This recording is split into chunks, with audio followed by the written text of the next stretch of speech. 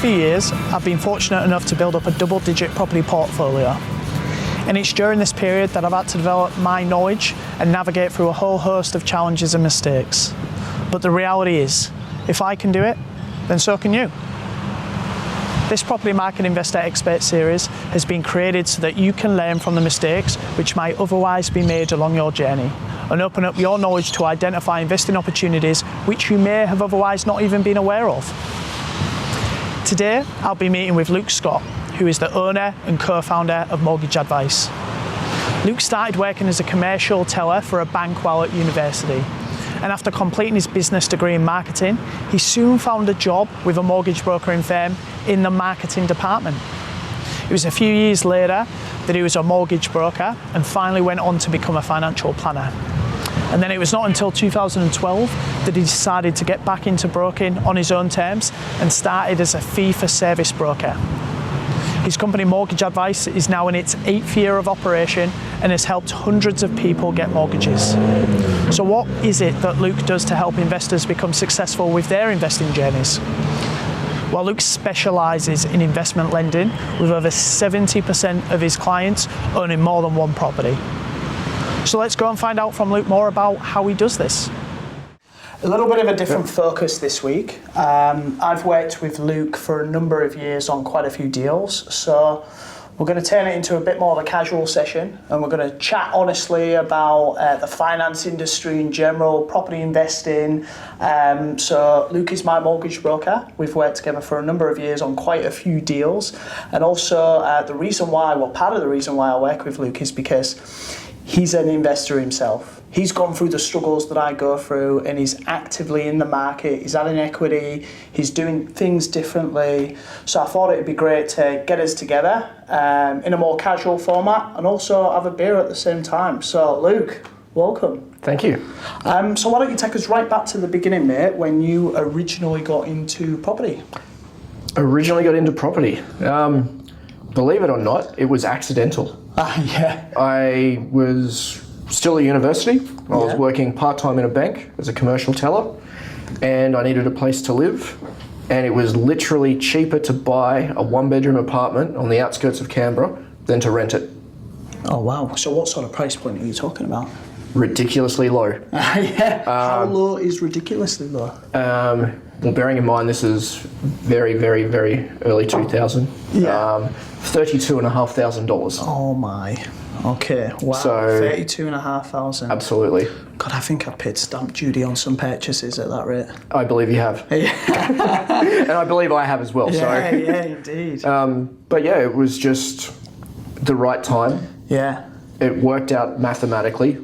And then, that was just as the property boom was starting to kick off. Yeah. And so it started to appreciate quite quickly in value. So it wasn't purchased as an investment then, no. Or a principal place of residence? It was a place of residence for the first year. Yeah. And then I moved back up to Brisbane. Yeah. And finished my degree and then started working up in Brisbane. So it became an investment property. Oh, fantastic. Cash flow positive from day one. Yeah. And I think over the next 2 years, it pretty much doubled in value. Yeah. So it was appreciating faster than my savings. Yeah, yeah, indeed. Because, graduate wages are not amazing.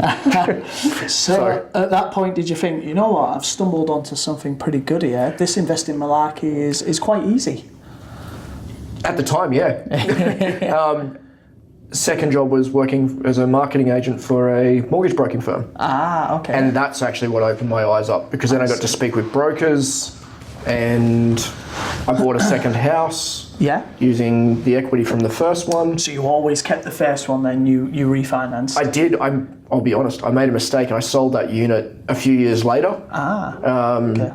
Because I thought it had kind of topped out. Yeah. And at that stage I didn't have a lot of cash flow for doing renovations. Yeah. So I thought, okay, I'll get rid of it and go into another thing. Yeah. Hindsight, should have kept it. Yeah. I think my attitude to investing has changed over time, as it does. Experience definitely counts. Yeah.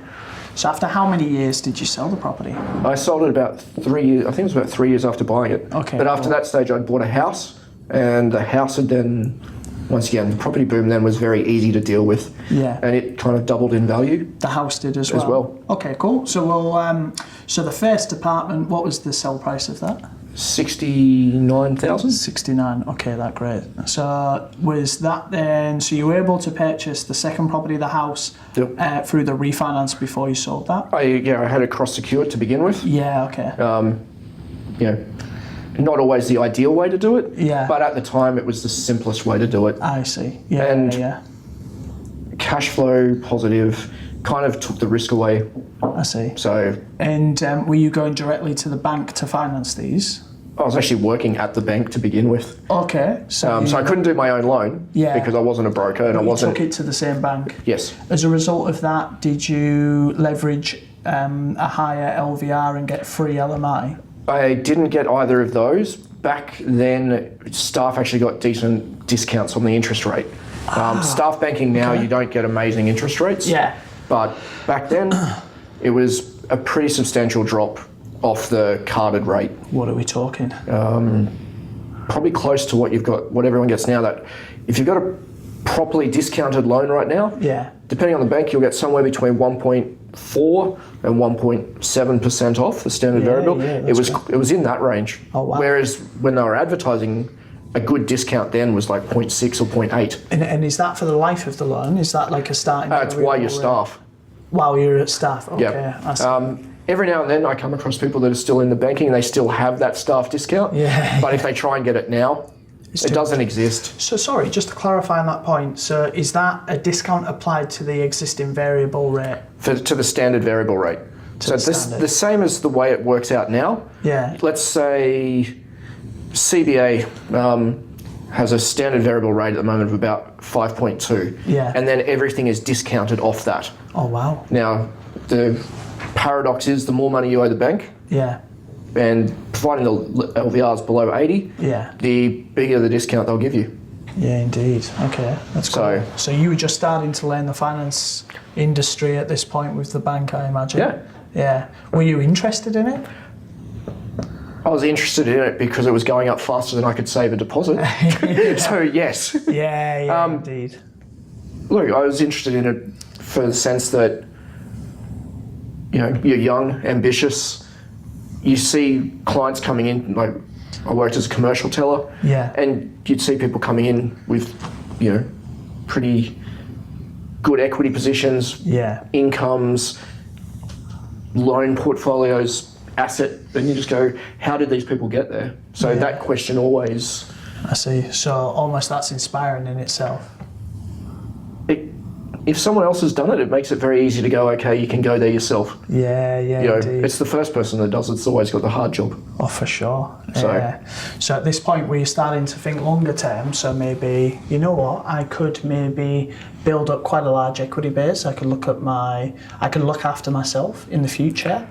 My original goal was quite simple, was to get to 5 properties. Yeah. Just average properties. And why 5? Was that just a kind of a number that you plucked up? No. I looked at the average income. Yeah. So if somebody at that time was 50 to 60,000 per annum. Yeah. And then the average house was renting for about $400 to $500. Yeah. So I was just like, well, multiply it out. Yeah. You need 4 houses and 1 to live in. Yeah, okay. And then if you hold them pay them off over 25 years, then you've got 4 houses, income stream. Yeah. Also, that was the initial plan. That was the initial plan. Yeah. So it's moved around. Of course, as it always does, right? Absolutely. You become more educated, you learn about the different opportunities. So initially you were thinking along the lines of 4 investment properties, P&I, pay them off over 25 years, and then have them in that manner, which is, I suppose, also different to a lot of investors I speak with. Their initial plan was to purchase, okay, we want 4 unencumbered properties, I'll purchase 8. I'll sell and have a sell down strategy at the end. Whereas yours was the P&I one. Yeah, and look, the sell down strategy is something that I'll look at more now. Yeah. As we said, you evolve and you change. Yeah, indeed. But at the time, that was a very simple way of doing it. Yeah. And I got to speak to customers that came into the bank. Yeah. When I was working in the marketing department with the mortgage brokers, I got to speak with a lot of mortgage brokers, or their mortgage brokers about it, and you get opened up to different theories. Yeah. And then from there, it's just a matter of, okay, what do you want to do? And then there's other aspects to investing. So do you want lifestyle? So I'm one of the few people that's probably bought a farm as an investment. Yeah. And it crosses over between being a business, being a lifestyle asset, and being real estate. Well, let's talk about that then. So we'll continue through your investing journey. Yep. So you purchased that house now, and you've sold your original apartment. Yep. So you cashed up. Cashed up, yes. Good equity position, under 80%. Yeah. House is going up. Fantastic. How were you feeling? Did you actually feel in that situation as though, you know what, I'm making good progress? At about 3 years of owning the house, Yeah. I worked out that because it pretty much doubled in value in that 3-year period. So you've kind of done this back to back now. Yeah. With the apartment and then the house. That was the early 2000s. Yeah. It was a little bit of dumb luck, Yeah. but unlike a lot of my friends that were in the position to do it, they went and bought a car. I went and bought a so house. You've got to take action, right? Fortune Absolutely. favours the prepared. Yeah. Yeah. I just thought it made more sense. But what really got me going was when that house doubled in value, once again, graduate wage, Yeah. it was appreciating faster per annum than my whole salary. Yeah. So that gave me a really good bump. That's incentive. Were you then starting to look at the next investment? Yes, that's actually when the next investment after that was a farm. So why did you take the massive, I suppose, switching strategy to purchasing a farm? Well, it wasn't a switch because it was cash flow positive. Yeah. Sorry, just to... Coffs Harbour was the area. Coffs Harbour. Yep. Is it a commercial property then because it's a farm? No. Yeah. Because it was rural residential. Okay. Yeah. So while if it had when I bought it, it didn't have a working aspect to it. Yeah. That changed over time. Yeah. But to begin with, it wasn't. So it was small enough to be deemed rural residential, which meant you can have a residential house on it, you can live there, everything's standard. Yeah. But I bought it predominantly for a few reasons. The amount of land, it had ocean views, and my belief was that there'd be good capital growth in that area because there's only so many ocean views. Yeah, indeed. You know, so that was the logic behind it. And how long did you end up keeping that property for? I sold it a couple of years ago. What was the purchase price? Purchase price was $235. And how would you do on the sale price? Over 500. Okay. But we did build a small house on it. Yeah.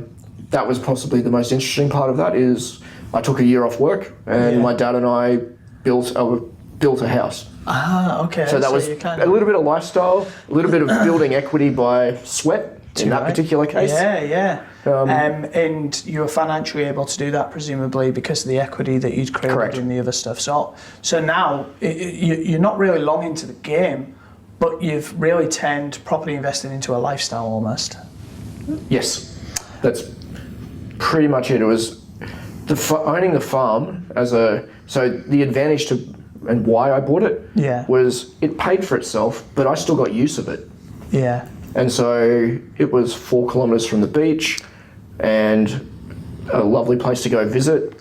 I had a cabin. While you were constructing the new dwelling, was there an existing dwelling that was rented out? There was a converted shed house. Ah, okay. And would you rent that out? Yeah, it was rented out. Okay, cool. And that's what paid for the interest on the loan? Yep. Yeah, okay. And I had a caravan there for a time. It was. I'm not going to say it was the most glamorous lifestyle I've ever had. Yeah, but it was cool. Was it like an escape? Well, I don't know, maybe like a holiday home? Yeah, kind of. Yeah. It was. I like biodynamic farming, organic farming, and that was where the idea of it was to go into the future. Yeah. So we planted 130 avocado trees. Oh wow! Was this during that same year that you took off a little bit after that. Yeah. Took time to deal with the house first. Yeah. One project at a time. That is what I've learned. What was the reason for selling that one then? Combination of running my own business and getting busy with that. Yeah. Small children. Yeah. And having time for them. Yeah. And the farm side of it was starting to get more complicated. As in managing the farm? Managing it. I was having, I said, so organic and biodynamics, meaning you have to be very careful about what you spray. In that area now there's a lot of blueberry farmers, and let's just say they're less considerate when it comes to overspray. So I kind of... avocados were getting affected by blueberry spray? A little bit. And it was just, it was becoming too many dramas, and it was easier to sell it. Yeah. And just go, okay, next time I've learnt that if I do want to grow organically or biodynamically, choose my neighbours a bit more wisely. Okay. Yeah. But that said, when I first bought there wasn't blueberries there. It was all banana farms. Okay. So they sold? Like, was it new neighbours that you got in during that time? So it was the same neighbours, People but just changed their crop. Absolutely, because blueberries makes it probably 10 times as much as bananas per acre. Yeah. Okay. It's more labour intensive. It's more work intensive. Yeah. Which is why I didn't go there, because that's a full-time job. Yeah. I didn't want that. Avocados are 2 to 3 months a year. So were you were now running the farm as a business, you were producing avocados, and were you wholesaling them to... Yeah, they just get sent off. Yeah, okay. Wow, bit of a shift, eh? Now, you did mention briefly then that part of the reason for selling was because of the business that you had. So let's talk about now how you transitioned into becoming the business owner that you are today in the mortgage broking space. Yep. So you were working for the bank. What happened after that point? Worked for the bank, got my first proper job with being in the marketing department for a mortgage broking firm. Yeah. Did that for a few years. How I became self-employed was I took a year off to go live in Japan. Yeah. And while I was in Japan, one of the people that I had worked with started up their own agency. So what were you doing in Japan? You're just loving life at the moment, right? You're just taking advantage of some really good results. Pretty much. I was teaching English in a junior high. Okay, cool. So I was still getting paid, but there was no savings, I'll be perfectly honest. It was for broadening your horizons, travelling. Pure lifestyle. Yeah, cool. As you said, broadening horizons. Yeah. At that stage, I had not been overseas. Yeah. So it was, to do something different, to see something different. And it was a good break to, I guess, think about where I wanted to go and what I wanted to do. Too right. But that was kind of ended up being dictated to me because I got given an offer to come back to Australia a little bit early. Yeah. On a much larger salary than what I was on before. I see. Were you contacted by previous people that I'd worked with? A bank? No. One of the staff members that I used to work with. Decided they'd set up their own business, and they needed someone to run the marketing. Okay. So that was me. They had a financial planner as a partner. Yeah. They had a falling out, and so I was left in a very tenuous position. Yeah. So all of a sudden I was an outsourced marketing company. Yeah. So I kept my staff and we were selling appointments to mortgage brokers and financial planners. Yeah. And I did that for about a year until I got absorbed into another business. So one of my clients actually said, we want you to do this and only for us, exclusive. Yeah. So I sold my business to them, went down to Melbourne. Yeah. And started their marketing department down there. So you lived in Melbourne during this period? Yeah, I had 18 months in Melbourne. Yeah, okay. How'd you find Melbourne? Melbourne. I don't like the cold winter, but I love the lifestyle of the place. Yeah. So I would say I probably put on about 8 or 9 kilos because it's food and wine and beers and bands and... That's why generally people in the UK are a little bit larger than Australians, Possibly. We don't have any nice beaches, everything's warm, everybody's in a nice, warm, dingy pub eating potatoes. There's not much incentive to go for a run at 6 p.m. in winter in Melbourne. Oh, yeah, definitely. Right, so, yeah. Look, loved Melbourne, but the condition I put on the business at the time was that they would then expand back into Queensland. Yeah. And I'd get to go back up. That didn't happen.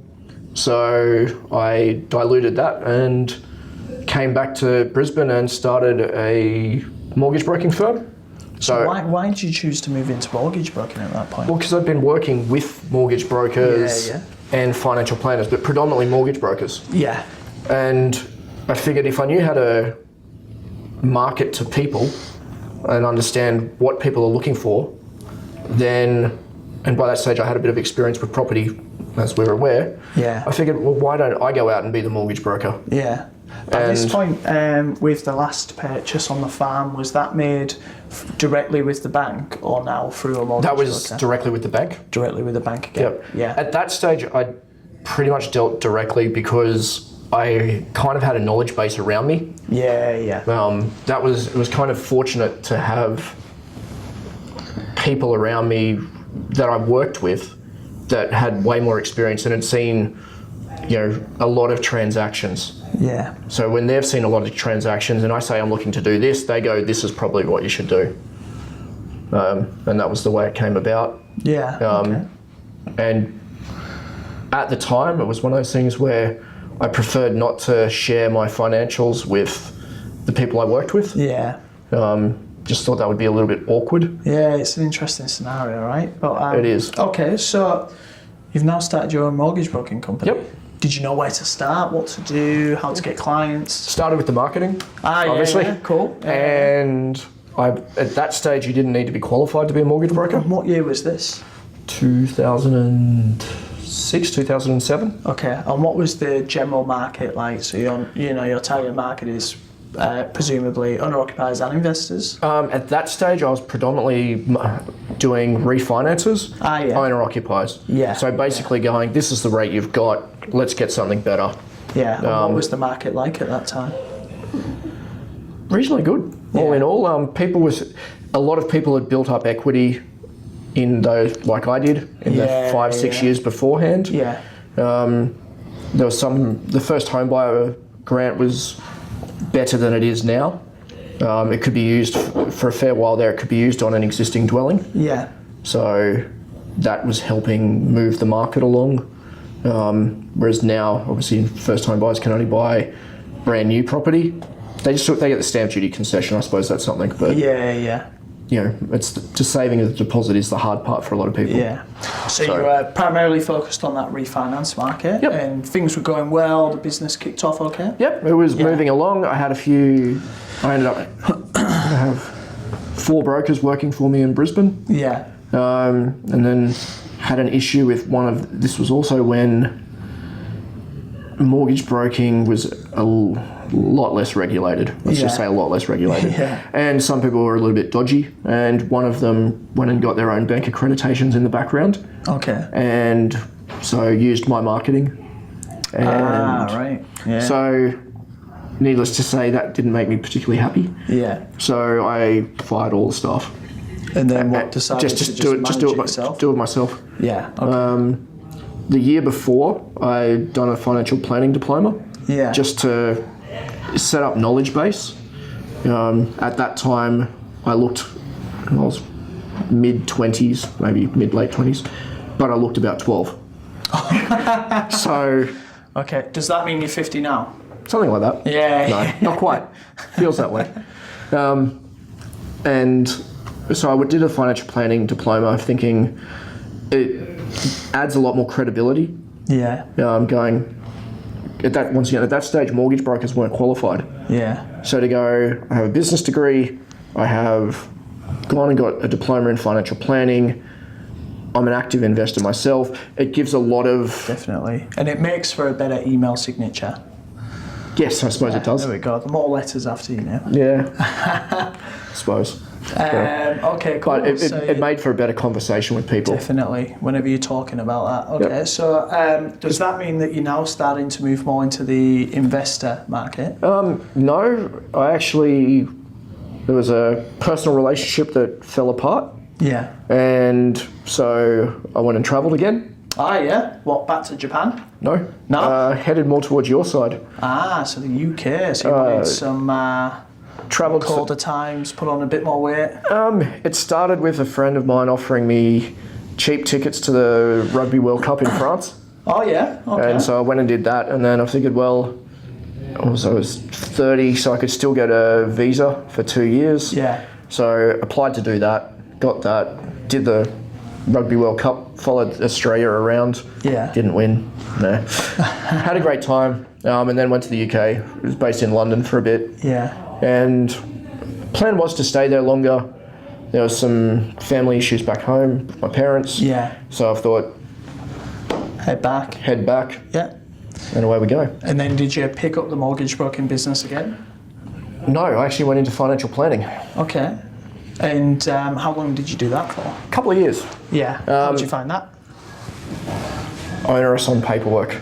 Oh, really? At that stage, compliance and writing statements of advice. I did the company I worked for. I didn't have a paraplanner. Yeah. So I had to do a lot more myself, and I realised that my skill set and my knowledge base was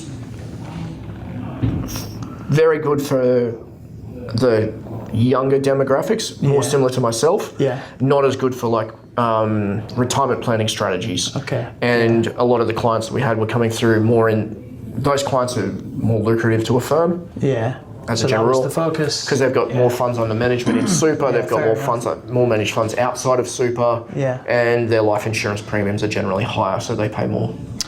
So what year did you cease that and move back into the mortgage broking side?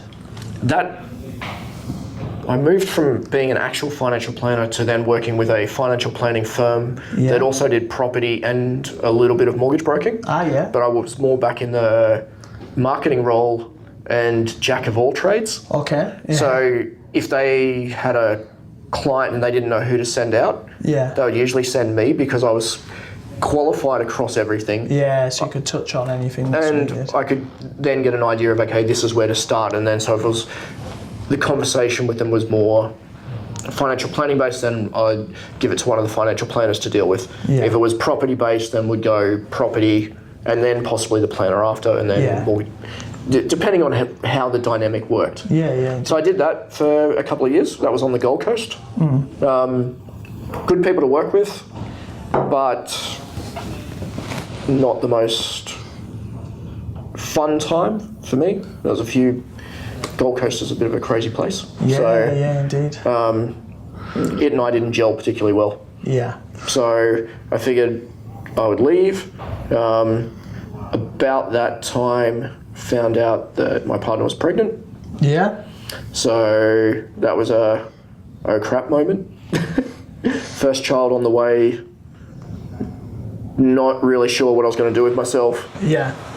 Quick trip over to Argentina just to clear my head, drink some wine. Oh wow. Okay. So you reacted in a creative way then, eh?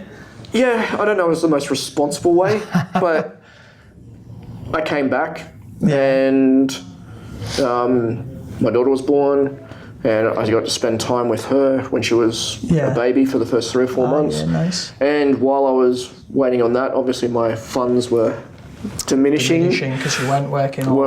And I still had an investment portfolio to look after. And so I might as well go back to mortgage broking. Okay. And so that was the first iteration of mortgage advice. It wasn't called mortgage advice at that stage. I worked with another group from New South Wales, and I took a territory of Queensland. I see. I did that for about 1.5 years with them. We realised that the geographical boundaries were really difficult. Because they had clients moving into Queensland, and I had clients moving into New South Wales, and no one really wanted. Complicated. No one really wanted to give up their relationship with the client. Which is hard because when I know you quite well now. And if you put me on to somebody else, and if they didn't know my situation, if they weren't at the required level to handle my situation, then I'd leave. I'd just go somewhere else. Absolutely. You've got to get it done at the end of the day. Correct. There's an outcome to be achieved. So we mutually decided it's probably the best business decision I've made, and also the best business breakup I've ever had. I'm still friends with Trent. Hi. And everything's good, I guess. Okay. And so, as it happened at the time, my brother actually owned the web domain for mortgage advice. Yeah. And we hadn't been able to get the business name because somebody else had it in Victoria. Yeah. And they closed. And I just happened to be looking on the ASIC business name. And it became available. And it was available. And got that trading name very quickly. What year was that when you purchased it? 2013, 14. Ah, yeah, cool. And so that we evolved. Yeah. So the company name My Financial Network. Yeah. Had a trading name of Mortgage Advice, and we started building the website. But just started trading. Went into our fee for service style model. Yeah. And then here we are now. And the business just kind of grew on the back of a little bit of marketing, but predominantly referral. Okay. Well, why do you think people were referral? Referral for a couple of reasons. Yeah. One, I think it was partly they were after me. Yeah. Experience and understanding of investors. Yeah. Two, the fee for service model. Definitely resonates with investors.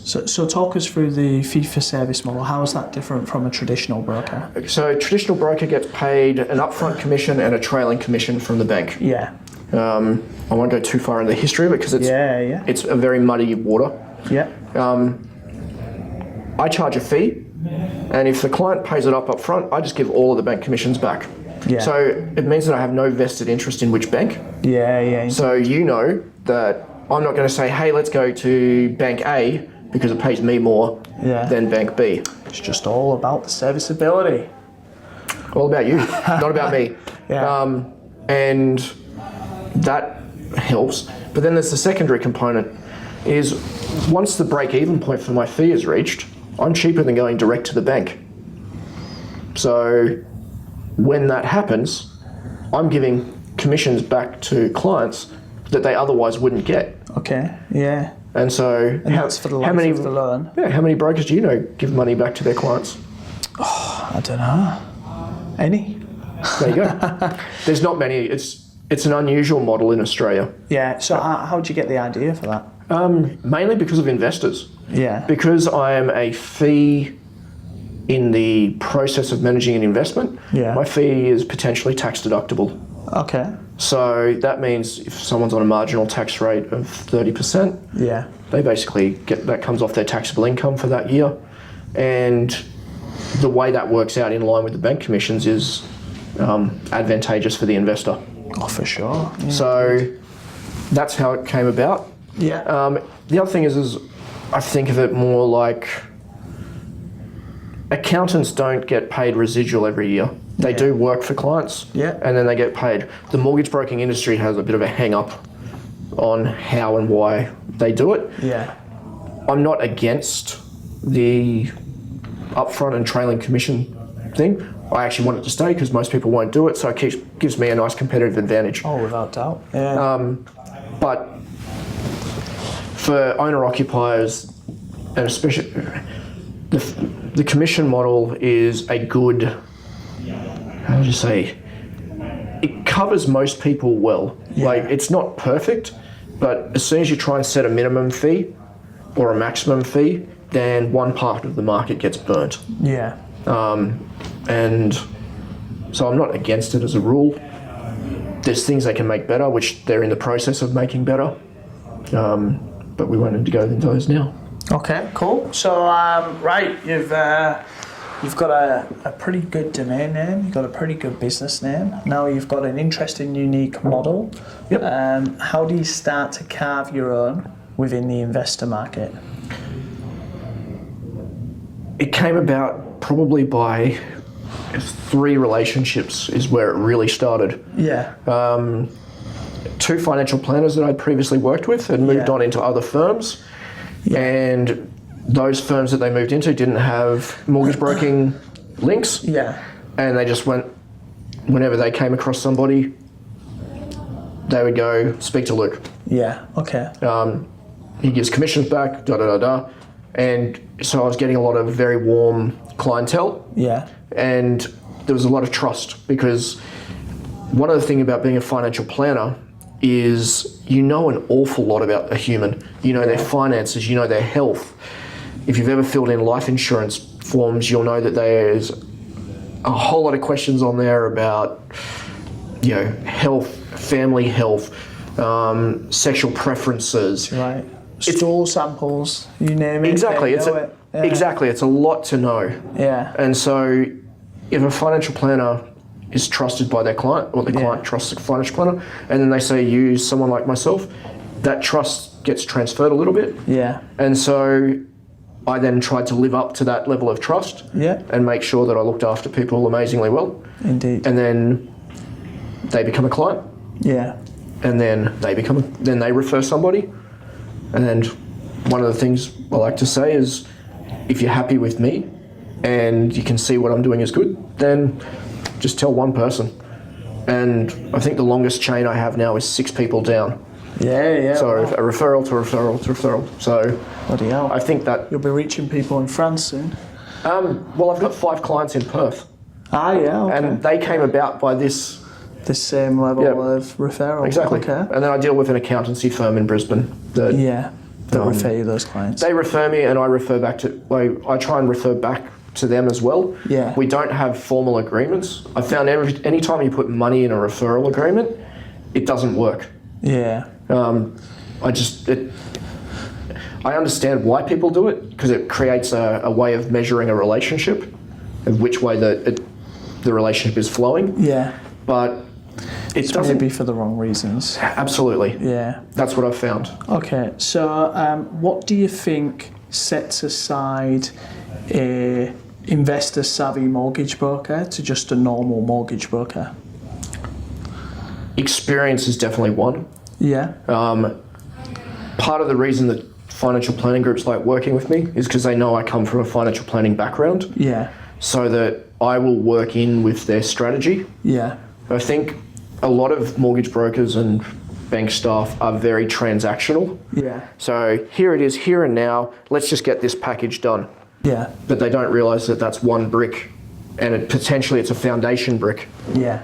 And so if that brick is wrong, then it'll stop the next one and the next one. And as we know with you, that's, you've been quite aggressive. If we don't have a good foundation, then we end up in a position that's untenable. Yeah, indeed. And we might have to knock it down and start again, and that's just a pain in the backside and may or may not even be doable. So part of the process in maybe working with more complicated clients like me, and maybe I'm complicated because I'm a bit more aggressive and I'm looking to build out a larger portfolio. I'd say yes. Yeah. It's not a bad thing, Yeah. but I'm not going to lie, you're aware it comes with its challenges sometimes. What do you think makes a good investor from a bad investor? What are good investors doing differently? Research and understanding their financial position. Yeah. There's no point looking at $1 million property if you can only service 800,000. Yeah, and do people come to you with that level of unrealistic expectation? And some. Oh, really? Yep. Okay. The other is the research usually leads into getting pre-approvals or to be knowing that they're in the position to do it. Yeah. So as an example, if you're releasing equity or doing, as opposed to cross-securing, you need to know what property A is going to release so you can do property B without cross-securing. Ideally, if you've released that in advance, then when it comes to negotiating with the vendor, you've got your 20% deposit in cash, you can dictate terms a little bit more, you can ask for a better price. I think those kind of things certainly set different investors apart. Yeah. And then understanding what they're going to do with the property. Okay. So is it going to be a cash flow property to rebalance their portfolio because they're negatively geared on something else? Is it to knock down, rebuild? One of your personal favourites. Yeah. Is it to subdivide? Is it to renovate and build equity in that manner? Yeah. They're the understanding of what you're trying to achieve. I think that sets good investors apart because they know, especially if you're trying to build a portfolio quickly, you need to know how those bricks all stack. Indeed. So, do you think so? There's quite a few investors that we've maybe seen in the media over the last 10 years that have built up portfolios of 30, 50, 100 properties. Do you think that that's still achievable in this lending environment? Yes, but I think it'll be slower. Yeah. And that'll be based partly on the lending and partly on the capital growth projections. Okay. Because that has a big part to play with it. Yeah. I wouldn't have got my start as quickly if it wasn't for that little mini property boom. Yeah, indeed. Proper property boom in the early 2000s. Yeah. You know, to have properties double in value every 2 to 3 years puts you in a fantastic equity position to go again. 100%. That doesn't look like it's on the cards. Yeah. For the foreseeable future. People are always very Sydney or Melbourne centric. Yeah. There's data out. Southeast Queensland's going to see reasonable growth over the next 3 to 4 years. Adelaide is going to see a little bit lower growth, but it's still going to be actual growth. Yeah. So potentially targeting those two areas, that's something I'm looking at right now. Yeah. As you're aware. Yeah. Because you get to know what I do, just like I know what you do. Indeed, yeah. And so, but if you were to buy just into Sydney or Melbourne, the outlook for capital growth over the next 3 to 5 years is limited. So you'd have to try and build growth into the property another way. Yeah. So by renovating, extending, subdividing, knock down, rebuild, there's quite a list. Yeah, indeed. So do you think that if, for example, capital growth is achieved, let's say I've hit my serviceability limit. Yep. And if my portfolio has done quite well over the period of 10 years, so let's say I was interest only and my principal has not been paid down, but my LVR is significantly lower because the value of the property has increased, twofold. Yep. And hopefully the rental income has increased. The cash over flow. that period. So if the cash flow didn't increase, but the LVR reduced, could that assist me in lending more? Under current guidelines, difficult. Yeah. For the pure fact that you've got LVR on one side. Yeah. So equity on one side is one part of the equation. Serviceability is on the other. Yeah. If you've got $1 million in cash but no income, technically the banks aren't allowed to lend anything to you. Okay. Conversely, if you earn $1 million a year, but only have $1 in equity, you don't have enough deposit. Yeah. So either side actually fails. You've got to balance it. It's got to be a combination of the two form the equation to what your borrowing capacity is. Now, if, for example, I was equity heavy and I've done quite well with my capital growth, but my cash flow position hasn't necessarily increased so much, what if I've maybe put down a 50% deposit? Does that start to look a bit more attractive to the bank? To some of the lenders. Yeah. So the bigger lenders, not so much. Yeah. Because once again, there's a lot of scrutiny on them around serviceability, especially at the moment. The Royal Commission, we've just had still feeling all of the changes from APRA. Yeah. With the benchmark servicing rates. As it stands now, no, but there's other options. So potentially once you get to a certain portfolio size, you might become a professional investor. Okay. And start using a trust. And if that trust has got the ability to stand alone, and so you've got your income to your lifestyle, and then you've got this trust over here that's a commercial entity, and it's able to pay for itself, and it can in-house service the debt. Then that's potentially a way to go. So it's kind of like lending through a business. Absolutely, we see that more in commercial lending. Yeah. So I've got clients that have commercial property, and where possible, that's the kind of lender and the kind of structure we want to do, because we don't want the bank looking through the rest of the financials, because it just creates more complexity, and when there's more complexity, it makes credit assessors more nervous. It's a really simple way to say it. Yeah, indeed. Not saying all of them, but... So for example, I've got to trust myself. I've got one high cash flow positive property in there after completing substantial renovations in the last year. So potentially I can look at the option of continuing that positive cash flow with that one asset for the next few years. Maybe adding one or two more through residential lending into that are very highly geared. And then that could potentially down the track look attractive to the banks. Yes. You know, if it's especially if it's not seeing any cash input from yourself. Yeah, okay. Because that's what shows that it's standalone. Yeah. Because if you're not topping it up, and it's been running for 5 years, and it's never been topped up, it's in a good equity position, Yeah. they'll assess there. They'll still assess you. Yeah. So they'll go, okay, is Ryan earning enough money to pay for his living expenses? Yeah. So they'll still check that box, tick. Okay, now we just need to look at this. Yeah, okay. All right. Are you starting to see a greater level of interest in the commercial space? Comes and goes. Yeah.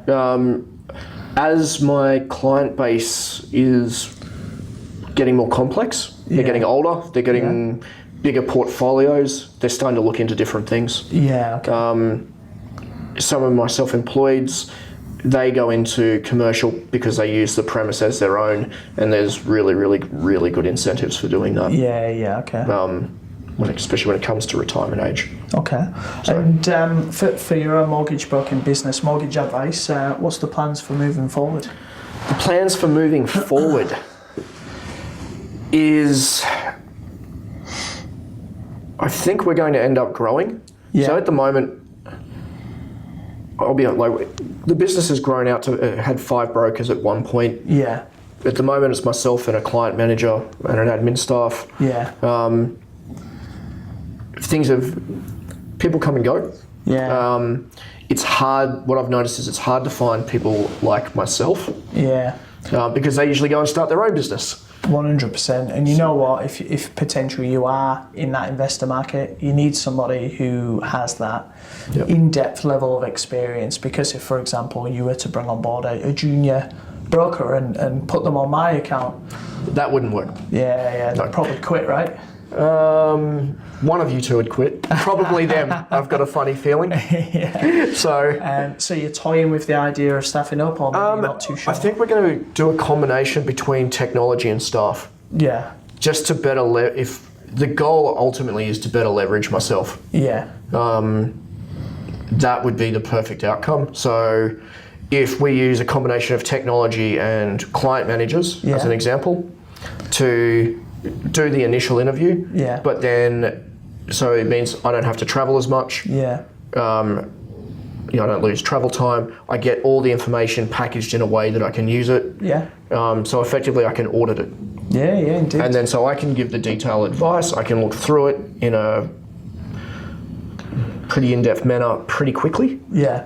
which means instead of being able to, potentially audit, let's say, with travel time and meeting people, 1, maybe 2 people a day, Yeah. I could potentially do 6 or 8. Okay. So in terms of, it just leverages Way us more out. efficient, yeah. So we're Absolutely. not losing your experience. No. It's just And making you more effective. so I have my own credit license, which Yeah. means I'm the responsible manager. Yeah. So technically I need to oversee everything anyway. Yeah.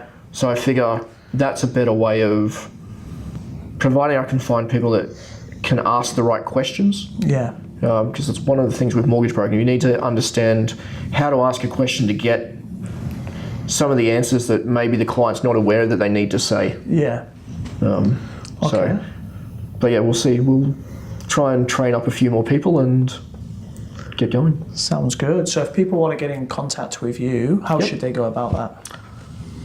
Website's probably the easiest. Okay, cool. So what is it? www.mortgageadvice.com.au. Cool. And is there a direct email address that they can potentially, or just check out the website and inquire online? It pretty much comes through to me anyway. There's a 1300 number on the Yeah. website that actually comes through to my mobile. Okay. So even though it looks a little, hidden, You're it's actually, dealing with it's actually me. self-direct. It's actually me. Yeah. Okay. And there's just no point having it sent to an office. yeah. We have a serviced office. The reality is I'm hardly in there. Yeah. And there's no point having someone take a phone message. Yeah. I'll take the phone call and we go from there. Fantastic. Well, thank you so much, mate, for flying good. from Adelaide today to Cheers. catch up for a beer with us. Done. Cheers. Thank you. Lovely.